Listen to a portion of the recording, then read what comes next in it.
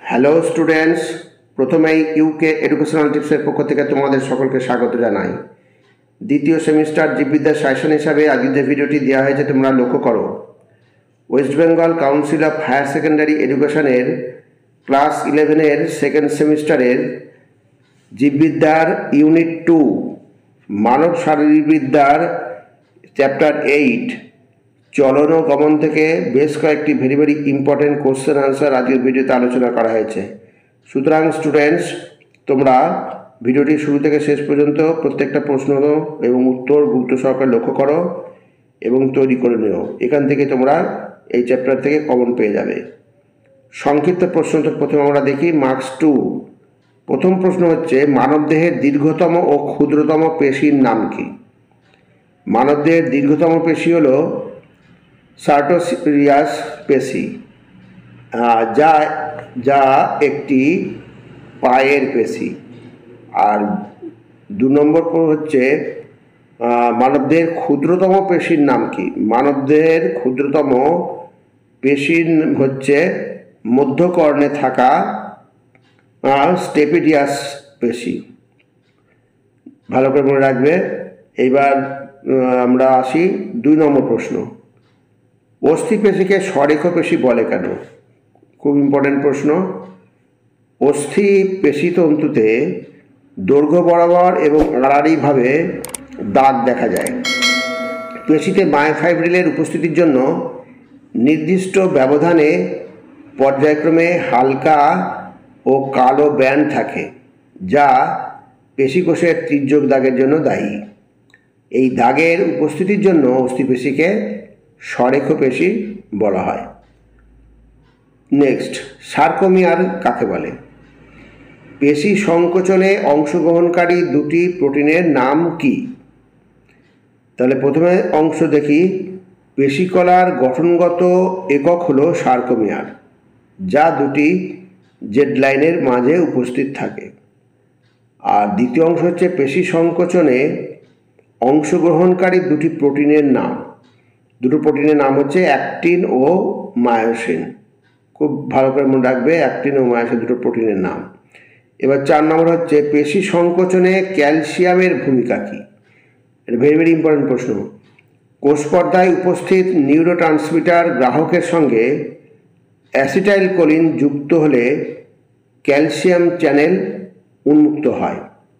তখন calcium sarcoplasmic reticulum থেকে পেশিতন্তুতে প্রবেশ করে এবং ট্রোপোনিন সি নামক রেগুলেটরি প্রোটিনের সঙ্গে যুক্ত হয়। ক্যালসিয়ামযুক্ত ট্রোপোসিন সি এরপর ট্রোপোমায়োসিন নামের অন্য একটি রেগুলেটরি প্রোটিনকে সংকোচী প্রোটিন অ্যাক্টিনের সক্রিয় স্থান থেকে সরিয়ে দিতে সাহায্য করে। তাহলে এই রেগুলেটরি প্রোটিনকে সংকোচী প্রোটিন অ্যাক্টিনের সক্রিয় স্থান থেকে সরিয়ে দিতে সাহায্য করে ও পেশির সংকোচন ঘটায়। এবার 5 নম্বর প্রশ্ন, সমটান পেশি সংকোচন কাকে বলে? উদাহরণ দাও।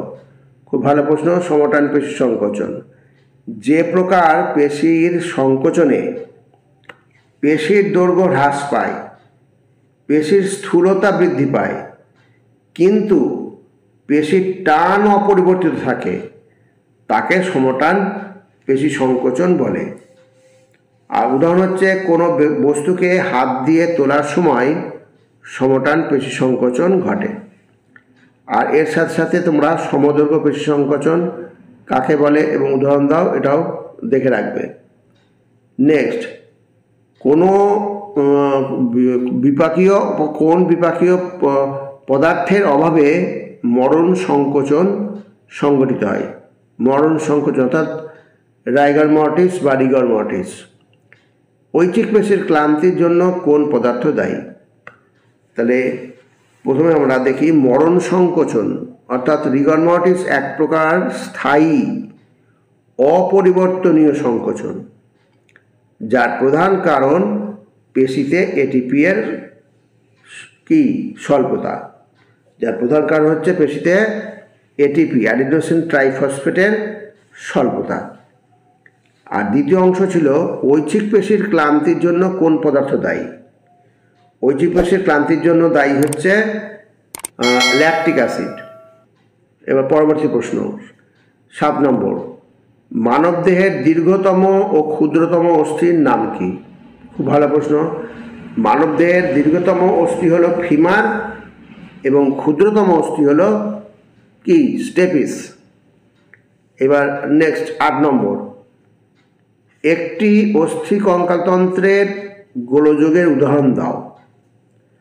আর দ্বিতীয় অংশ হচ্ছে কোন রোগে স্নায়ু ও পেশির সংযোগস্থল ক্ষতিগ্রস্ত হয়। তাহলে প্রথম প্রশ্ন হচ্ছে একটি অস্থি কঙ্কালতন্ত্রের গোলযোগ হলো অস্টিওপোরোসিস। আর দ্বিতীয় অংশ হচ্ছে কোন রোগে স্নায়ুপেশির সংযোগস্থল ক্ষতিগ্রস্ত হয়। মায়াস্থেনিয়া গ্রেভিস রোগে। ভালো করে মনে রাখবে, মায়াস্থেনিয়া গ্রেভিস রোগে স্নায়ু পেশির কি সংযোগস্থল ক্ষতিগ্রস্ত হয়। 9 নম্বর, আর্থ্রাইটিস কি? ভেরি ভেরি ইম্পর্টেন্ট প্রশ্ন। অস্থিসন্ধির প্রদাহজনিত কারণে বা অন্য কোনো কারণে স্ফীতি ও ব্যথা অনুভূত হলে এবং হাঁটাচলায় অসুবিধা হলে সেই অবস্থাকে আর্থ্রাইটিস বলে। এবার 10 নম্বর, আর একটা ভালো প্রশ্ন, নিশারকাল অর্থাৎ রিফ্র্যাক্টরি পিরিয়ড বলতে কি বোঝো? হৃদপেশি কখনো ক্লান্ত হয় না কেন?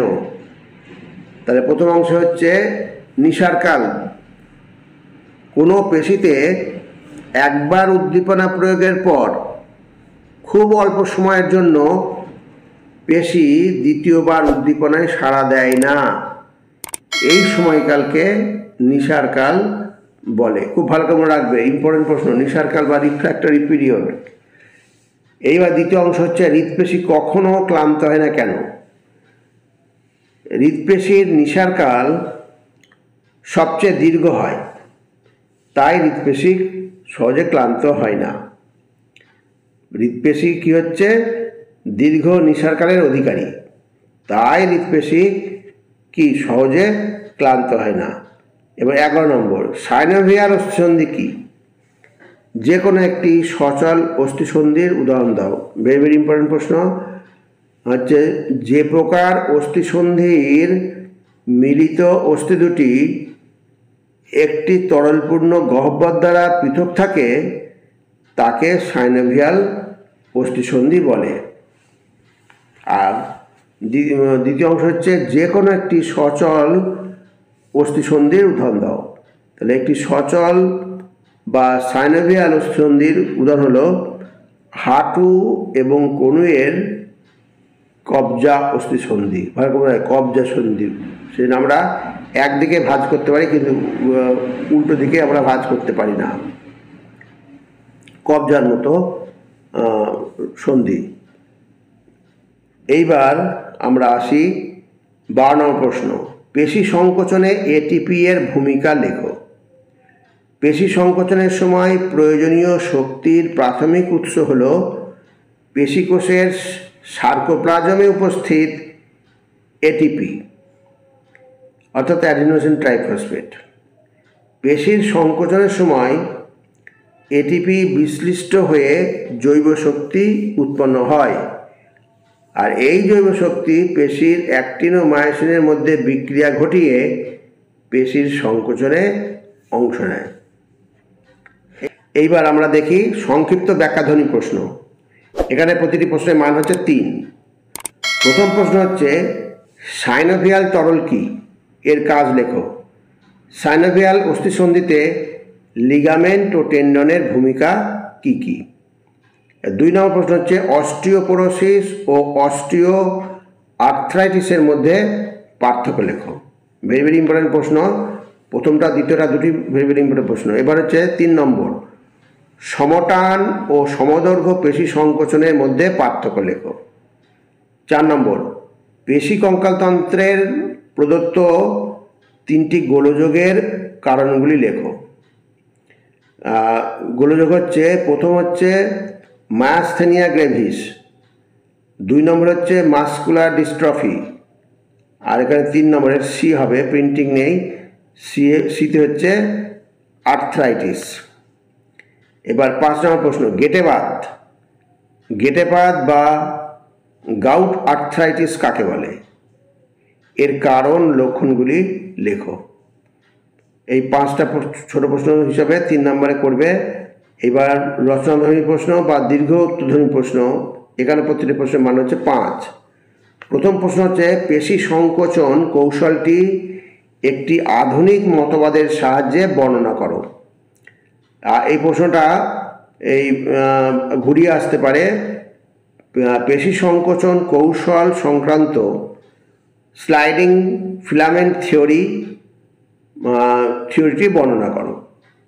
এখানে একটা প্রশ্ন দিয়েছি, এই অধ্যায় থেকে একটা প্রশ্ন দিয়েছি, একটা প্রশ্ন দেখে যাও, তাহলেই হবে।